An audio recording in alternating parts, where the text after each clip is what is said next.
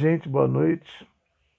Estamos aqui novamente para testar a paciência de vocês com a apresentação de um novo estudo.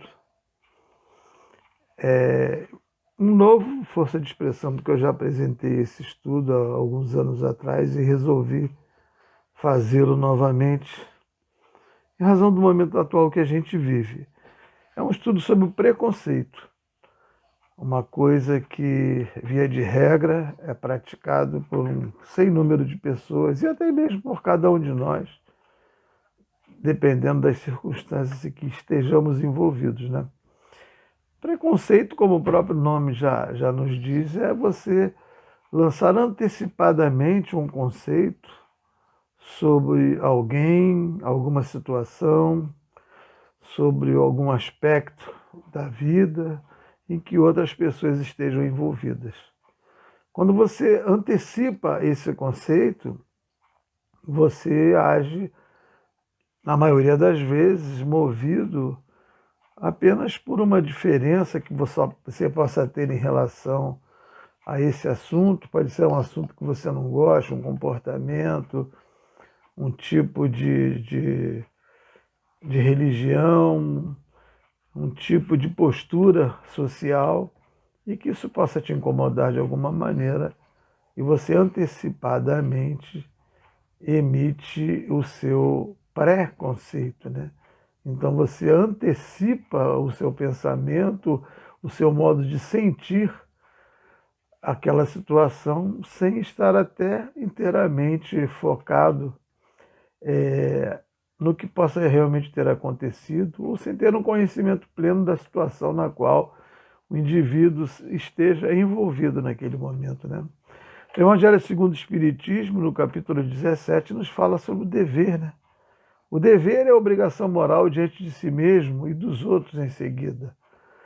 Teu primordial compromisso, quer dizer, o primordial compromisso de cada um de nós é conosco, né? Para que nós possamos evoluir de uma maneira tal que possamos ser importantes na vida das outras pessoas, né? Se nós temos que desenvolver um sentimento de amor, de justiça, para que possamos distribuir em relação aos nossos semelhantes esse mesmo tipo de sentimento, né? Então, o dever nos impõe, o dever do ponto de vista doutrinário, nos impõe essa condição, né? Que nós temos essa obrigação moral de buscar os caminhos da fraternidade, da concórdia, da paz, né? Sendo praticantes da lei de amor, justiça e caridade, conforme nos ensinou Jesus Cristo, até porque nós estamos aqui na Terra para que nós possamos evoluir, para que nós possamos crescer moralmente e seguir o caminho da evolução em outros lugares mais adiantados, mais evoluídos, de acordo com a nossa evolução, de acordo com o estágio moral em que possamos nos encontrar naquele momento. O preconceito ele tem características, né, que se baseiam na intolerância, na indiferença e na discriminação. Intolerância é uma atitude mental que ela se caracteriza pela falta de habilidade ou vontade em reconhecer e respeitar diferenças de crenças e de opiniões. No sentido político-social, intolerância é a ausência de disposição para aceitar pessoas com pontos de vista diferentes. Por exemplo, alguém pode definir intolerância como uma atitude expressa, negativa ou hostil em relação às opiniões de outrem, mesmo que nenhuma ação seja tomada para suprimir tais opiniões divergentes ou calar aqueles que a têm. A tolerância, ao contrário, ao reverso, ela significa discordar pacificamente. A emoção é um fator primário que diferencia intolerância de discordância respeitosa. A intolerância está baseada no preconceito. Ou seja, você pode não concordar, mas assumir uma postura respeitosa em relação àquele comportamento, àquele modo de vida que aquela pessoa tem. A intolerância se dá quando você não respeita, não entende, não procura compreender. Até mesmo porque o nosso modelo, aquele que nós julgamos que seja o mais adequado, pode ser para nós, mas necessariamente não será para o outro, né? Cada um tem seu modelo, sua regra. Cada um tem sua verdade. Cada um tem sua ótica da vida, cada um tem sua ótica sobre o mesmo fato. Então é preciso ter respeito por aqueles que pensam diferente de nós. Então, se nós temos uma discordância pacífica, nós estamos sendo tolerantes, não somos intolerantes, né? Temos a indiferença, que é o desvio de comportamento que faz com que a gente sobreviva ao fato, não dando a ele nenhuma importância, nem para o bem, nem para o mal. É-nos indiferente, né? E às vezes, quando a gente estabelece esse tipo de indiferença, essa indiferença ela pode ser nociva, pode ser maldosa diante daquela pessoa que nós passamos assim de passagem, sem o maior aprofundamento. Deixamos de estender a mão quando nós poderíamos estender, auxiliar, ou mesmo buscar a intenção de compreender aquele sentimento, aquele modo de comportamento que uma pessoa pode, naquele momento, estar inserido, né? Quando nós somos indiferentes, às vezes, muitas vezes, por sermos indiferentes, por não darmos importância a uma pessoa, nós podemos estar perdendo a oportunidade de aprender uma coisa nova, um conceito novo, que seja muito mais verdadeiro do que aquele que nós pensamos ou que nós praticamos, né? Intolerância e indiferença caminham muitas vezes juntas, mas são sentimentos diversos, né? E a discriminação. A discriminação, ela faz com que a gente afaste, né, discrimine verdadeiramente do nosso convívio ou das nossas ideias, né, aquelas pessoas que nós entendemos que não comunguem com os nossos ideais ou que a gente julga que tenham um comportamento inadequado aos nossos olhos, né? Os nossos olhos julgadores, os nossos olhos de criaturas assim que se julgam tão perfeitas que são capazes de estabelecer esse tipo de distinção, o que é um equívoco, né?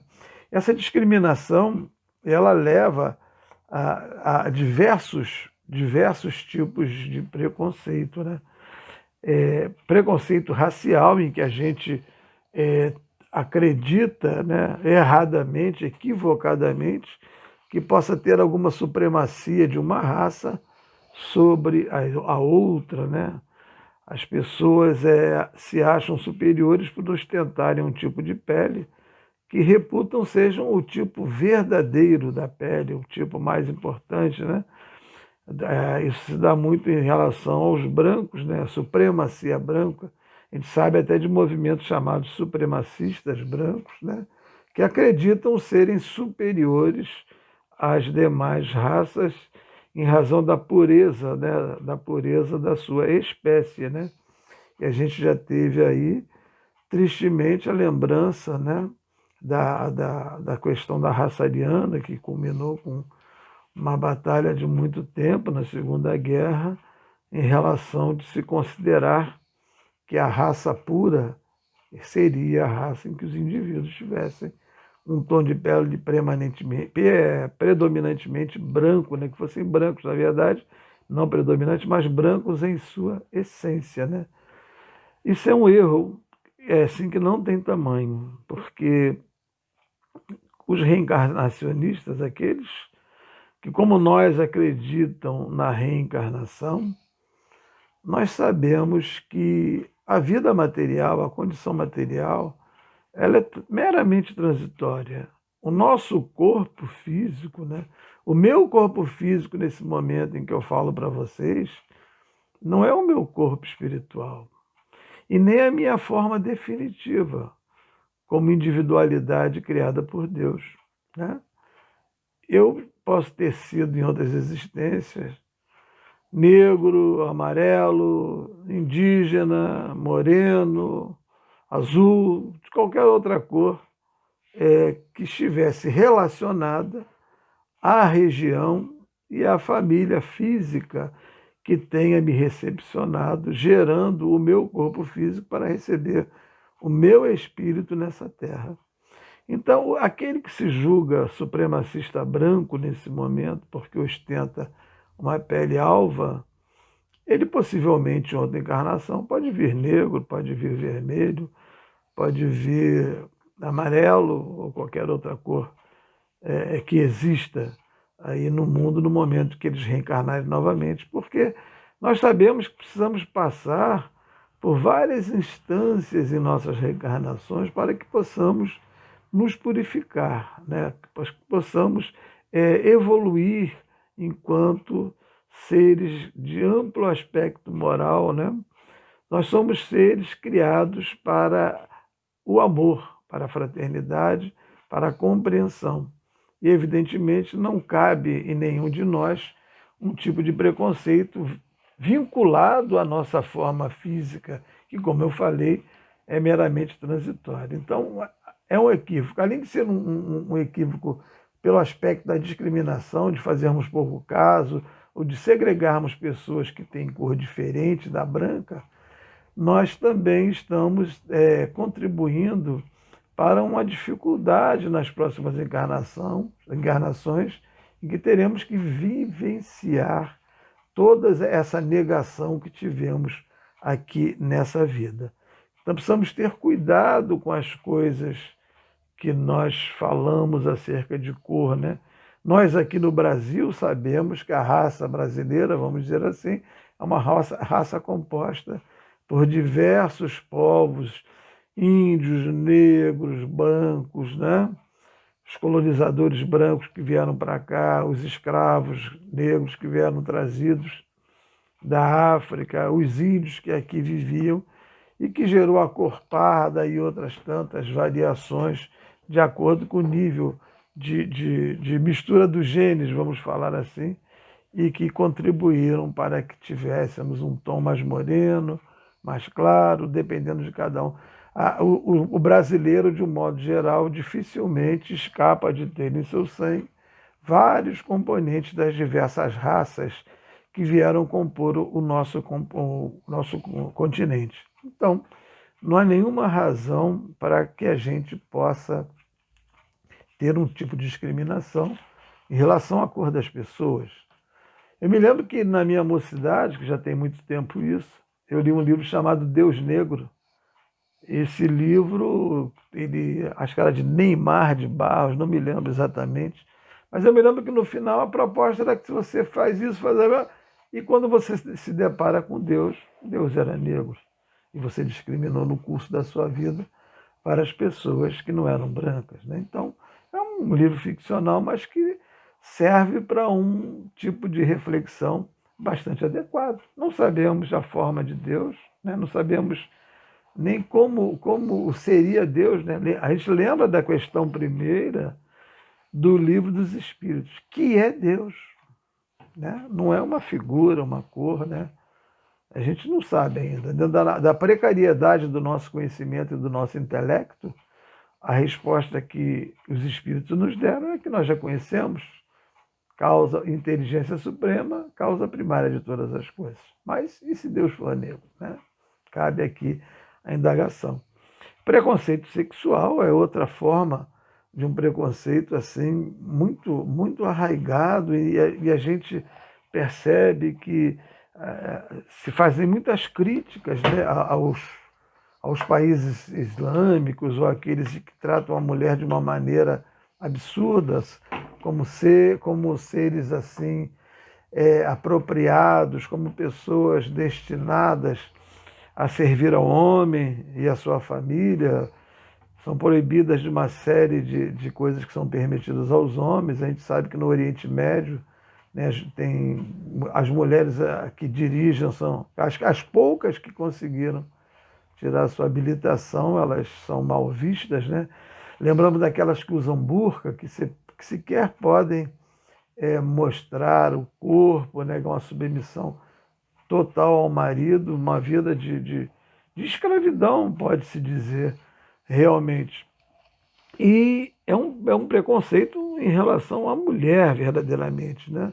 A gente vê a toda hora no mundo, aqui no Brasil, quantos feminicídios, né? Quantas pessoas tiram a vida das mulheres porque julgam que elas lhes pertencem, não se conformam com um tipo de ruptura, com o término de alguma relação, e se acham no direito de tirar a vida dessas pessoas, exatamente por um preconceito, porque se olhasse de igual para igual, né, se tivesse efetivamente amor, que é a base de todos nós, esse tipo de situação não aconteceria.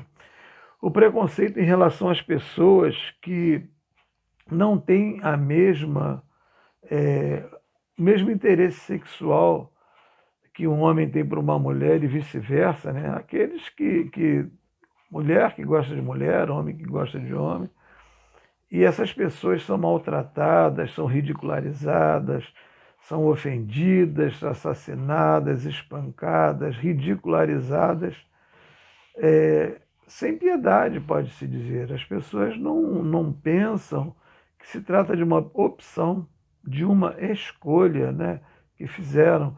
E aí é uma confusão muito grande entre sexo e amor, e as pessoas não compreendem isso verdadeiramente, né, e levam por um lado, por uma ótica terrível em relação a esse tipo de situação. Nós somos individualidades, né? O que Jesus nos recomendou foi que nos amássemos, né? Nós criamos ficções acerca dessa recomendação. O próprio Instituto do Casamento Civil aqui na Terra é uma ficção destinada a suprir o regramento familiar do ponto de vista meramente civil, meramente das leis materiais que compõem aqui a Terra. Porque ninguém há de achar que vai desencarnar e vai se divorciar lá no espaço, né? Vai levar uma vida misturando direitos civis com ordenações divinas, que são coisas completamente diferentes, né? Então, é preciso que a gente tenha um olhar de compreensão sobre o gosto das pessoas, as tendências, as opções que as pessoas fazem. O que nós temos que nos preocupar é em amar, em cuidar bem uns dos outros, em sermos gentis e simpáticos. E se a pessoa é feliz com a opção sexual que fez, que o seja. Qual o problema disso, né? Porque de que adianta a gente ter uma falsa postura em relação a tudo isso e não sermos verdadeiramente praticantes da lei do amor, da justiça e da caridade, né? De que adianta entrar numa igreja e se confessar um temente a Deus, né, como as pessoas falam, e não praticar nada daquilo do que ouve, né, ou não fazer nada daquilo do que diz, né, que é muito pior, né? Precisamos ter respeito pelas pessoas que não comungam dos nossos interesses ou das coisas que nós gostamos, né? Sexo é uma questão da vida material, não é uma questão da vida espiritual, não é isso? O sexo ele se destina a um prazer biológico do corpo físico, né? O espírito evoluído, o espírito que já alcançou um nível de entendimento maior, não tem esse tipo de preocupação com essa questão, porque vive a vida na essência do que deve ser vivido, seguindo as recomendações de Jesus. Então, não devemos discriminar as pessoas baseados em sua opção, porque a gente não sabe como é que nós viremos na próxima encarnação, ou não sabemos também se aquele que nós estamos discriminando naquele momento é alguém que nos foi muito querido em outra vida e que ainda não houve uma conexão que nos permita ter essa identificação nesse momento, né?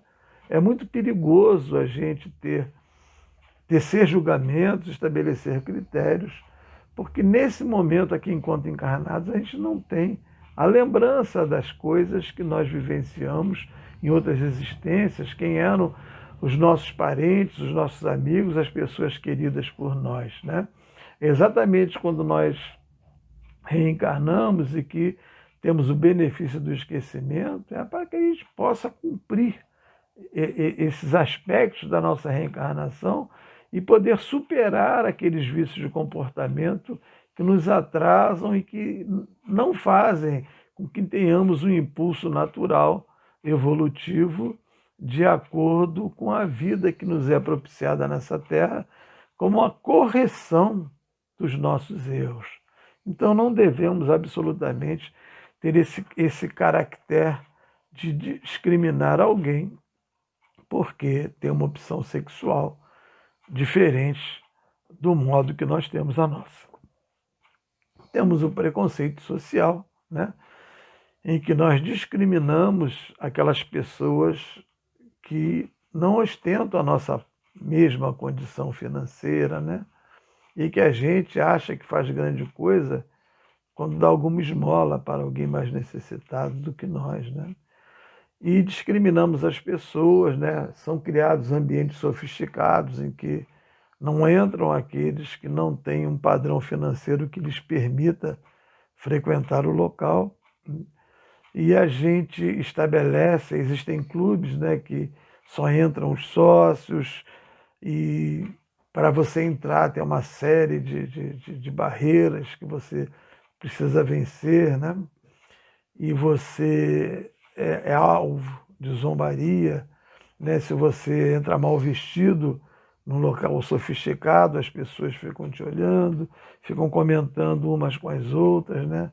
Não importa para elas se você não tinha dinheiro para ter uma roupa melhor, ou que aquela seja a sua única roupa, ou aquela que você pôde naquele momento ir àquele local. Para elas importa a aparência, estar bem vestido, cheiroso, arrumadinho, um terno bem cortado, um vestido feito numa grife famosa, um perfume francês, né, um relógio Cartier no pulso, e vai por aí afora. São ostentações e preconceitos que podem ter algum efeito aqui na vida material dentro do aspecto social, mas que é um demérito extraordinário do ponto de vista espiritual, porque isso nos apequena diante das recomendações de Jesus e nos apequena diante daquele ser que nós devemos ser um dia, completamente evoluído e verdadeiramente ligado e convicto dos princípios e das regras da verdadeira fraternidade, né? Nós temos também o preconceito em relação às religiões, né? Os espíritas, né, de um modo geral, eles sofrem um certo preconceito de algumas religiões mais elitizadas, né? E aí somos vistos assim como uma seita, né? Alguns acham que quando você fala assim, eu sou espírita, e as pessoas associam logo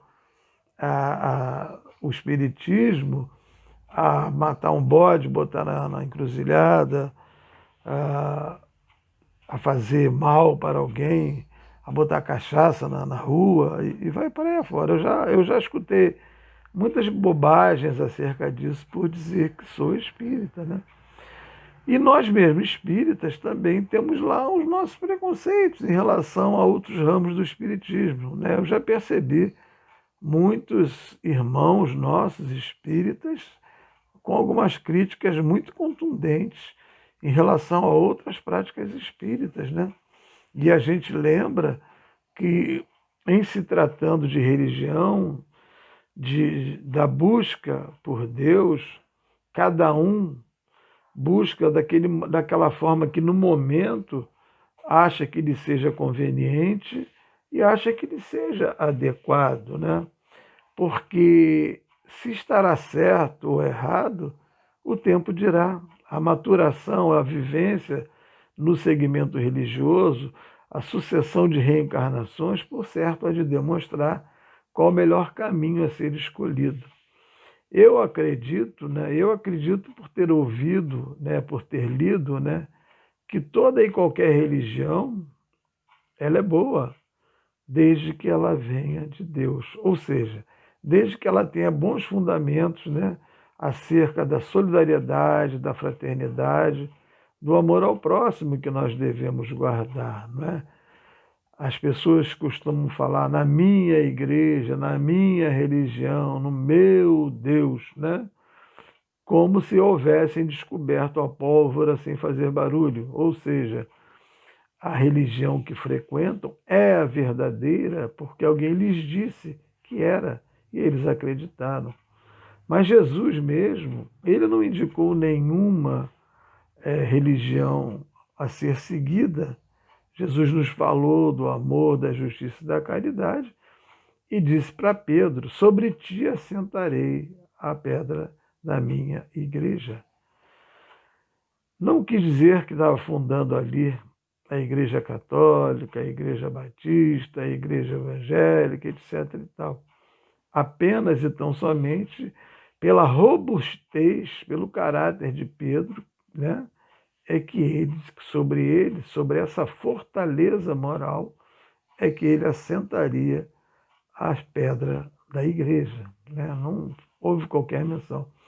A igreja é a propaganda. Né? As igrejas, de modo geral, fazem a propaganda de Deus e de Jesus. Né? E os fiéis que lá vão, os seus frequentadores, eles escutam, acreditam ou não, de acordo com o seu discernimento e com o seu conhecimento. O fato de estarmos vinculados a uma vertente religiosa não faz dela a verdadeira religião. A verdadeira religião é aquela que Jesus nos falou: aquele que cumpre a lei de amor, justiça e caridade. A religião que tem essa tríade, com certeza é uma boa religião. E, na verdade, a religião, nesse momento, ela existe para todos nós, porque é um modo de nós nos religarmos a Deus. A partir do momento que, nos rumos da nossa evolução, nos tornarmos espíritos evoluídos, completamente, entendendo completamente essa tríade, né? Não precisaremos de uma igreja, seremos trabalhadores, né? Trabalhadores da grande obra de Deus, né? Disseminando essa prática. As religiões hoje existem como uma propaganda, como uma escola para que a gente possa aprender esses conceitos e seguir os nossos rumos em busca da nossa espiritualização. Essa é o nosso rumo, né? Aquilo que nós devemos verdadeiramente seguir. Faltou uma aguinha aqui, mas tudo bem. Nós temos também preconceito em relação às pessoas defeituosas, né? Muitos são objeto de escárnio, de zombaria, né? Às vezes existe até a negativa de se empregar alguém que tenha algum defeito físico, né? Foi preciso se criar cotas de deficientes, para deficientes físicos, cotas para negros nos concursos públicos, para tentar melhorar essa condição, né? Porque as pessoas têm um compromisso assim com o belo, né? De um modo geral, a pessoa só quer ver coisa bonita, né? E às vezes a pessoa tem um defeito físico que incomoda visualmente, né?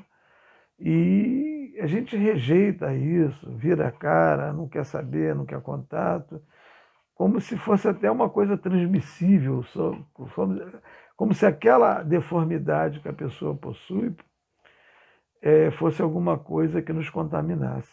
E a gente, nesse momento, deixa de compreender que diante de nós, possivelmente, está uma pessoa que está resgatando, através de uma prova difícil, algum acontecimento do passado. E ao invés de nós lançarmos sobre essa pessoa um olhar de solidariedade, de ternura e de consideração, a gente estende a mão do preconceito, né? A mão até mesmo do asco, né? Em relação a essas pessoas. E quando a gente faz isso, a gente está cometendo uma falha muito grande no nosso processo evolutivo. Estamos nos atrasando moralmente. estamos deixando de cumprir alguns propósitos que nós nos compromissamos quando estávamos para reencarnar. Não é verdade? E a gente não lembra, como eu já disse um pouquinho atrás, em razão do benefício do esquecimento, né? Do esquecimento do passado. Em relação aos idosos também, do mesmo modo, a gente tem um preconceito muito grande em relação a essas pessoas, né? Hoje, então, com a pandemia aí, eu estava lendo que muitos idosos perderam o emprego, né? E terão uma imensa dificuldade de conseguir outro, porque, aos olhos do empregador, pessoas de risco que poderiam ficar doentes, se contaminar, e aproveitar o ensejo para demitir essas pessoas, né? Muitos idosos que ainda com uma capacidade contributiva muito grande deixam de trabalhar porque são vistos como pessoas velhas, ultrapassadas e que podem causar alguma diminuição na rentabilidade do trabalho ou mesmo demandar uma assistência médica maior, um período de descanso maior, e por conta disso a gente estabelece um preconceito em relação a essas pessoas, que dificilmente alguém contrata uma pessoa idosa, porque olha para ela como se fosse assim, alguém que vai te trazer muitos problemas. Mas, na verdade, não é bem assim, né? A gente tem preconceito mesmo, intolerância, insensibilidade, nos mais diversos graus. E a gente pergunta, diferenças são defeitos? Será que as diferenças são verdadeiramente defeitos? Porque a vida, ela é uma fonte inesgotável de lições e de aprendizado. E quantas coisas nós podemos aprender com as diferenças e com os defeitos físicos, né? Vamos dizer assim, das pessoas, né? Quantas pessoas já pontificaram nessa vida com atitudes de grande exemplo moral a despeito de uma condição física precária.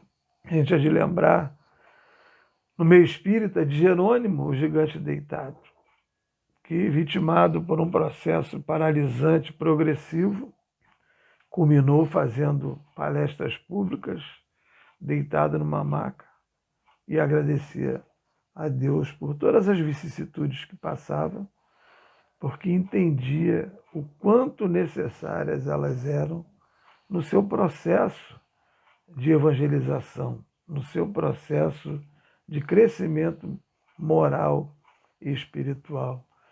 Quantas pessoas nos dão lições recorrentes de vida, de otimismo, de grande personalidade, de humildade, assim com defeitos físicos severos. Todos nós nos lembramos de um não me lembro do nome dele agora, um americano, né, que não tinha as pernas, os braços defeituosos, e vive pelo mundo fazendo palestras otimistas, né, concitando as pessoas a crescerem emocionalmente, a se tornarem felizes, né? Quem tem o corpo físico completo, vamos dizer assim, muitas vezes nem valoriza tanto, né? Comete muitas atrocidades contra si próprio, né? Deveria valorizar essa dádiva, porque muitos, né, que até pela exemplificação, vêm para exemplificar, vêm numa situação física adversa, porém providos de um grande sentimento humanitário, são espíritos de uma grandeza maior do que a nossa, que temos o corpo completo, com toda certeza. Quando tecemos esse tipo de sentimento e achar que a diferença é um defeito, nós estamos tendo isso somente, esse conceito, ele se estabelece somente, claro, com o corpo físico, porque nesse momento não temos nenhuma capacidade de aquilatar a grandeza moral do indivíduo que habita aquele corpo, né?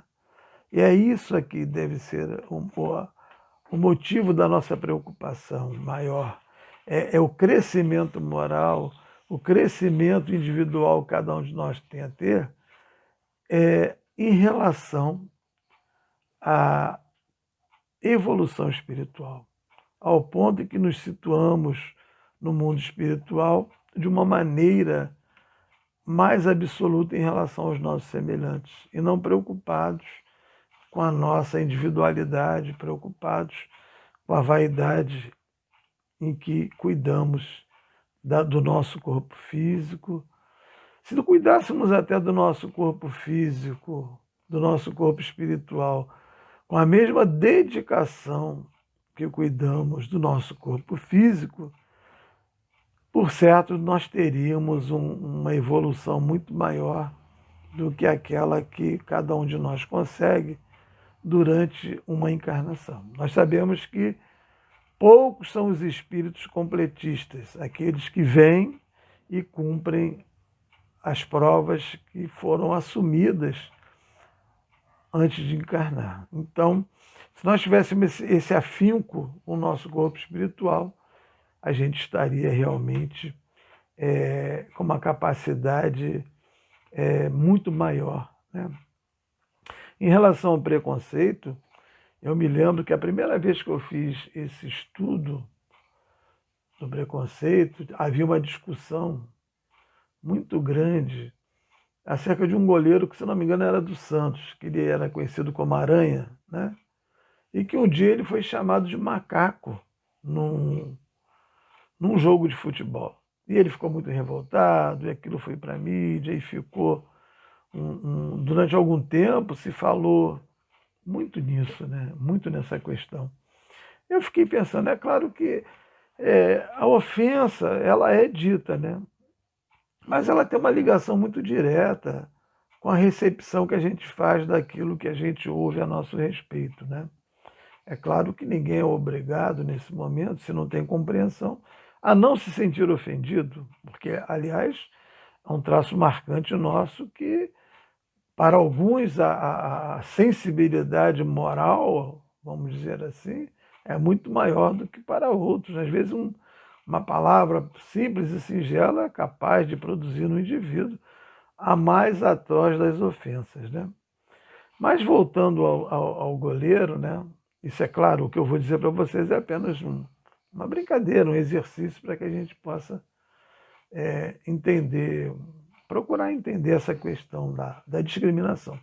Então, o Aranha, ele se sentiu assim profundamente ofendido de ter sido chamado de macaco. Ele preferia ser chamado de Aranha, porque Aranha, na linguagem futebolística, lembra um goleiro russo de muitos anos, lá da época do Pelé, chamado Lev Yashin, que era conhecido como a Aranha Negra. Por quê?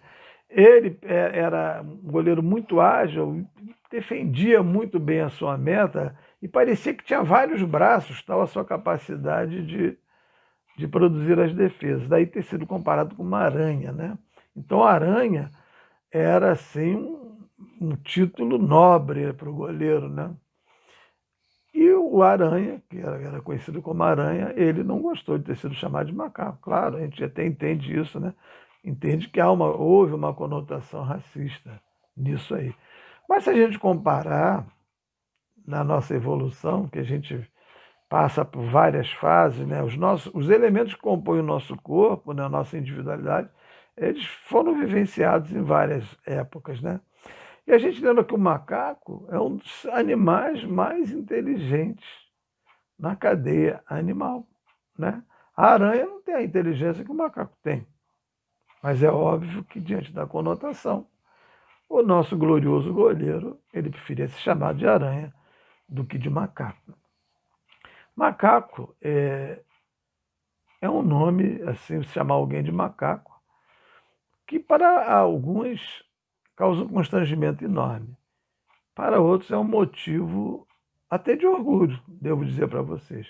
Porque eu me lembro que na época em que os militares estavam no poder, existia um capitão do Paraçá, que era uma tropa de salvamento da aeronáutica, chamado Sérgio. Um dia um comandante pediu a Sérgio, o capitão Sérgio, que colocasse uma bomba no gasômetro, que era um depósito grande de gás que tinha no Rio de Janeiro, que não tem mais, foi desativado.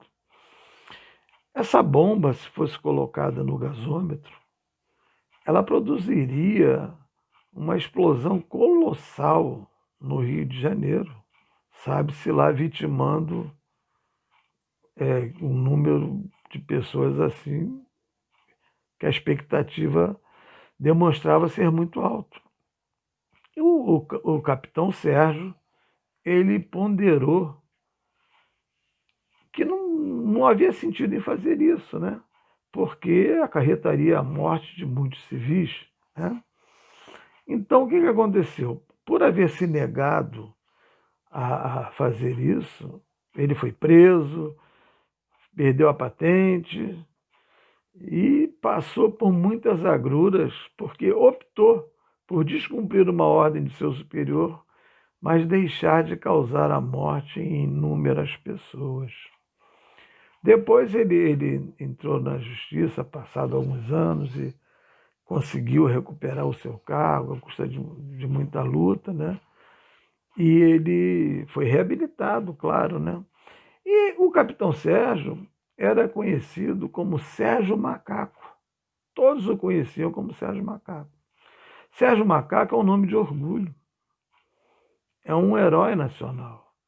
Alguém que preferiu descumprir uma ordem, ser preso, humilhado, do que causar algum tipo de dano a outras vidas.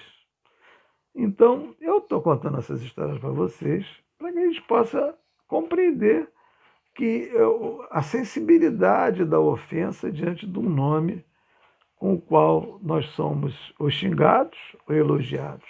Enquanto para o glorioso goleiro Macaco era uma coisa ofensiva, para o capitão Sérgio é algo glorioso, porque seus pares o chamavam de Sérgio Macaco, e que virou símbolo de alguém que, a despeito de todas as consequências, preferiu usar o caminho do bom senso e do amor ao próximo. E a gente falando também de preconceito ainda, claro, em relação a preconceito de idoso e de coisas novas, a gente tem uma tendência muito grande em não abraçar novas ideias, né? Somos muito arraigados aos nossos conceitos, a coisas que a gente reputa como novidades que não caberiam dentro daquilo que a gente entende que seja o correto, o que é um engano, né? A vida é feita de evolução e a gente só evolui quando aparecem coisas novas que nos conduzem a um tipo de pensamento, de sentimento e que muda todo esse conceito que a gente tem acerca de alguma coisa, né? Então, eu vou falar para vocês de Samuel Hahnemann, que nasceu em 10 de abril de 1755, na Saxônia. Ele era um pesquisador e ele escreveu assim várias anotações críticas sobre os efeitos da quina no tratamento da malária. Ele começou a perceber que ele provocando uma reação semelhante à da doença, da malária, através da quina, ele conseguia minimizar e até mesmo curar os efeitos dessa doença, né? E percebeu que dali sairia um novo rumo na medicina, uma nova forma de você tratar os efeitos utilizando-se de uma questão semelhante, de um método semelhante ao que a doença provocava, né? Então, ele confirmou suas descobertas usando uma coisa chamada chinchona, que era aplicada nos trabalhadores das fábricas de quinino que sofriam envenenamento por essa substância, né? Tinha uma febre intermitente, né? Ele começou então a procurar um remédio que pudesse provocar as condições mórbidas da doença para poder curar a doença, né? Mais tarde, ele teve 2 casos que ajudaram nessa teoria e ele conseguiu êxito, né? Ele tratou uma família com 4 crianças que tiveram escarlatinas e usou beladona para artrite e uma delas escapou à infecção. E daí ele foi desenvolvendo o seu método, né? E descobriu o caminho da homeopatia, né? Ele foi o precursor do tratamento homeopático. Ele já idoso, com 80 anos de idade, já, vamos dizer assim, já com pijama, né? Se preparando talvez para deixar essa vida material, ele conheceu uma pessoa a qual ele cuidou, chamada Melanie Gauthier. Ela tinha 35 anos. Em contato com ele, a despeito dele estar com 80 anos, ela se apaixonou por ele. E ela era uma pessoa assim, de um parâmetro, tinha parâmetros de comportamento que escandalizavam naquela época, né?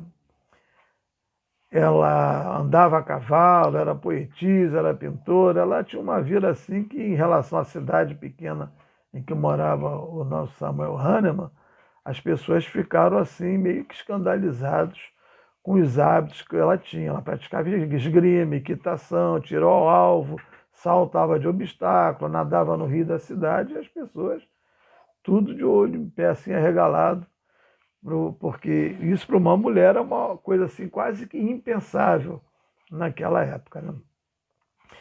3 meses depois que eles se conheceram, ela completamente apaixonada por ele, ela com 35 anos e ele com 80, né? E as pessoas torciam o olho, né? Porque um idoso, um cara de 80 anos, uma mulher de 35, se pensa logo em algum tipo de interesse, mas na verdade ela era uma pessoa bem colocada socialmente em Paris e ela tinha lá suas posses. Não era realmente interesse, ela sentia por ele um amor verdadeiro desses que as pessoas não compreendem se apenas analisam do ponto de vista físico, né? O amor dela transcendia com certeza essa condição. E ela se casou com ele em 18 de janeiro de 1835 e conseguiu convencê-lo a ir para Paris, porque ela era uma pessoa muito bem entrosada lá em Paris, conhecia muita gente e conhecia várias pessoas da Academia de Medicina de Paris, né? E conseguiu encaminhar um documento, né, a um ministro da França e foi permitido ao Samuel Hahnemann continuar as suas experimentações, as suas pesquisas lá na França, né? E daí a homeopatia tomou aquele rumo que a gente conhece hoje, até hoje ela está por aí. É bem verdade que no Brasil, há um tempo recente aí, ela passou algum tipo de dificuldade, de questionamento, mas continua sendo como o ramo da medicina que produz lá os seus efeitos. É claro que é completamente diferente do tratamento alopático, mas ela produz os seus efeitos com toda certeza, né? E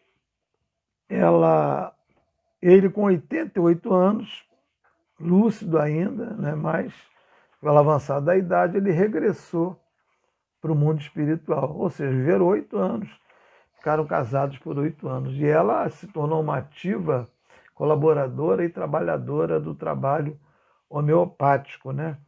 E acabou até sendo presa, julgada e condenada por prática ilegal da medicina e da farmácia em 1847.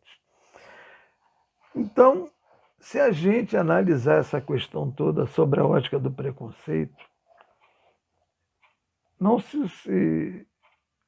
seria possível, né? Não daria, em princípio, a análise era que não daria certo uma pessoa de 35 anos se casar com um homem de 80 anos, né? Mas, no entanto, não só deu certo tipo de atividade, não só deu certo, como esse tipo de atividade foi suficientemente capaz de produzir um tratamento que se mantém até hoje e que persistiu a despeito de todas as condições. E nos trouxe, né, uma coisa que é muito comum na doutrina espírita. A homeopatia trata a doença com seus semelhantes. A doutrina espírita nos diz que nós nos curamos das nossas mazelas espirituais com os nossos semelhantes. São aqueles a quem devemos desculpas por termos praticado contra eles, no passado, crimes, né, preconceitos e outras formas de vilania, né, e que foram colocados novamente diante de nós para que nós pudéssemos exercitar o amor e a fraternidade. Assim como Hahnemann tratava, e que ficou até hoje, o tratamento da doença pelos seus semelhantes, nós, esse é o princípio, claro, isso é uma análise muito primária que eu estou fazendo, mas nós também nos tratamos com os nossos semelhantes no caminho da nossa evolução. Então, preconceito, intolerância, discriminação, indiferenças são sentimentos que, se hoje a gente pratica em relação aos nossos próximos, eles nos serão colocados no caminho mais adiante, para que a gente possa curar essa doença, curando pelo tratamento, de nos defrontarmos com aquilo que agudamente nós impomos pela nossa falta de caráter moral aos nossos convivas, aos nossos irmãos aqui nesse planeta. Porque todos nós, criaturas que somos do Pai, com o mesmo propósito, com a mesma ideia, com o mesmo princípio evolutivo, sob a orientação de Jesus, analisando sobre a ótica da vida espiritual, se compreendermos verdadeiramente os rumos da vida espiritual, jamais poderíamos, em hipótese alguma, estabelecer qualquer tipo de preconceito contra alguém.